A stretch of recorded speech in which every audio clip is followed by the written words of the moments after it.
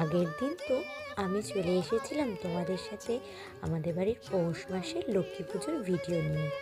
পুরোটা যেহেতু দিতে পারিনি, তাই জন্য কিন্তু তোমাদের কথা দিয়েছিলাম যে তোমাদের জন্য অনেক ভিডিও আছে, সেগুলো আমি নিশ্চয়ই নিয়ে আসবো।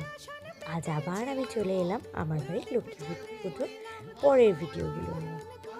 এই যে তোমরা দেখতেই পেয়েছিলে যে ঠাকুরমশাই কিন্তু এসে গেছিলেন, পুজো শুরু হয়ে গিয়েছিল। আর সত্যি বলতে আমরা না ভাবতে পারিনি, জানো, যে এতক্ষণ ধরে এত ভক্তি করে ঠাকুরমশাই পুজোটা করবেন। সত্যি অনেকক্ষণ ধরে তিনি পুজোটা করেছিলেন। আমি কিন্তু এতক্ষণ ধরে পুজো করতে দেখিনি আর কোনো ঠাকুরমশাইকে।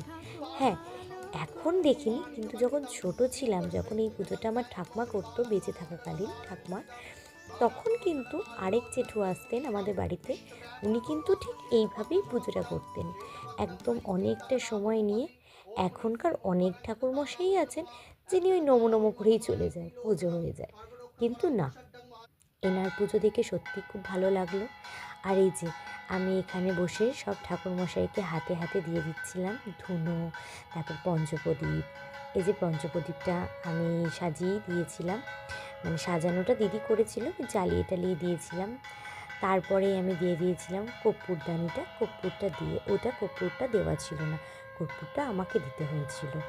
তারপরে ধূপকাঠিটা দিয়ে দিয়েছিলাম ঠাকুরমশাইকে। আর হ্যাঁ, এই যে পঞ্চপ্রদীপের যে আগুনের যে তাপটা আর কর্পূরের যে তাপটা, সেটা সারা বাড়িতে একটু এদিক ওদিক দেখিয়ে দিয়ে এসেছিলাম। আর এই যে ধূপটা, ধূপটা কিন্তু আমরা বাইরে তুলসী তলায় দিয়ে দিয়েছিলাম, ঠাকুরমশাই বলেছিলেন। দেখো কি সুন্দর লাগছে, তাই না? সবটা আমার খুব ভালো লেগেছে আজকে। আর পুজোটাও খুবই ভালো, মানে নিষ্ঠা করে হয়েছে। তোমাদের কেমন লাগলো ভিডিওটা অবশ্যই কিন্তু আমাকে কমেন্ট করে জানাবে। আর হ্যাঁ, কাদের কাদের বাড়িতে এই পুজোটা হয় সেটা কিন্তু তোমরা জানাতে ভুলো না। ভালো লাগলে অবশ্যই কমেন্টস করে দেবে, আর সাবস্ক্রাইব করতে কিন্তু একদমই ভুলবে না। আবার নেক্সট ভিডিওতে দেখা হবে। টাটা।